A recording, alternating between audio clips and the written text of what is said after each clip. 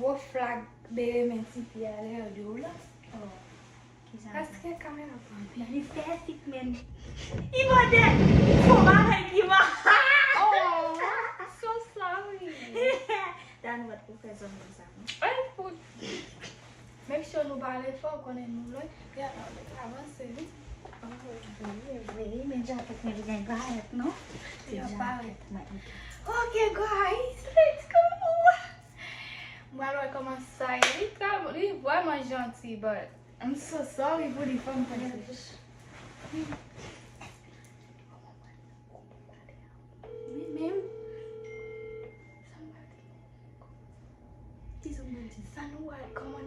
Dani mbugi buka wala. Tale we. Mwal di gon bagay ki pase an zami Rihanna yo. So, m deside ba kite Rihanna fe zami. Hi, Neil. Neil. So, it's alright. My sister wanna talk to you about something. I don't know what it is about. Alright.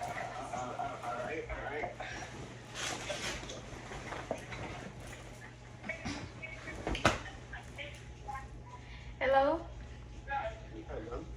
Ki joye la Nil? Ki joye? Bien. Ma apre man. Abe sa tout bay ok pou? Pas d'enfant. Alright. On bay m gen mwele pou m tou la we. Ba konen si Rihanna te djou sa, so si l pa djou sa, map tou djou sa. Paske ou konen Rihanna gen lot zami, right? Yeah. So, gon bagay ki pase, ki pata supose pase. So, kon ya lel fin dim sa, li fin explike m sa lot zami yo fe ya. So, mwa ou son ti moun ki vreman respekte moun. So, ba yon problem ansan avon, but deside di Rihanna pou l fon close to bagay zami yo. Baske bay sa moun sa fel la vreman di respektan.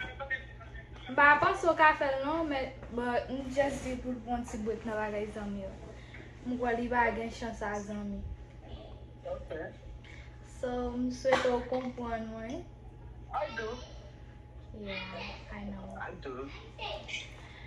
M gen tan kon nou tap kompon mwen, parce mwen ou vreman respekte mwen. M vreman sorry. M vreman sorry. Rihanna pon ti bout a bagay zami. Alright. I understand. Ok, ou ok ave sa, right? Yeah, no problem. Nou go filter zami ou deside just... I mean, on connaît pas ça, non, but like, on dit qu'on ça qu'on va qui passe, on connaît tout le monde n'est pas même sur le passé, so si ça, like, comme quand tout ça,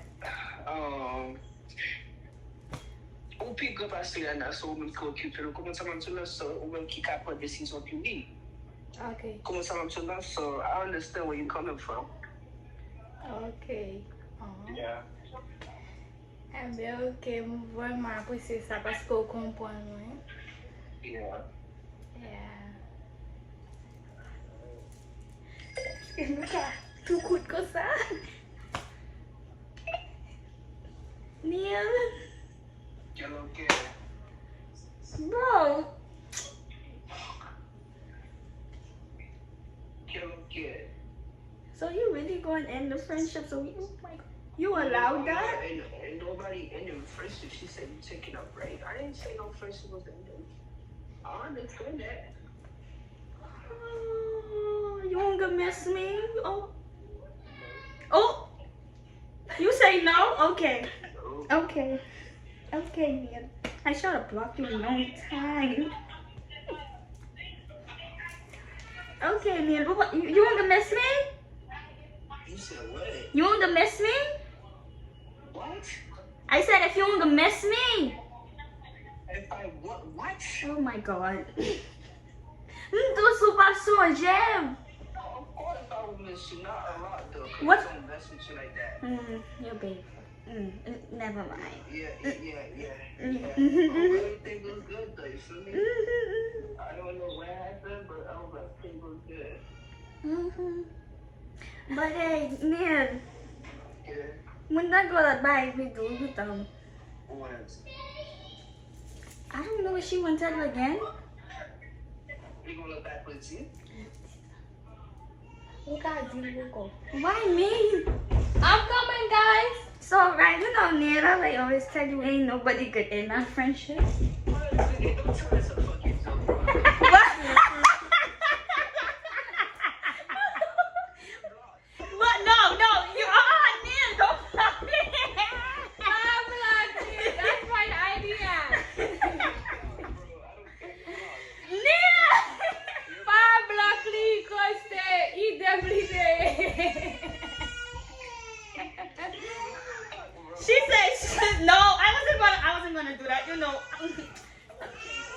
Darling, not me. She said, cause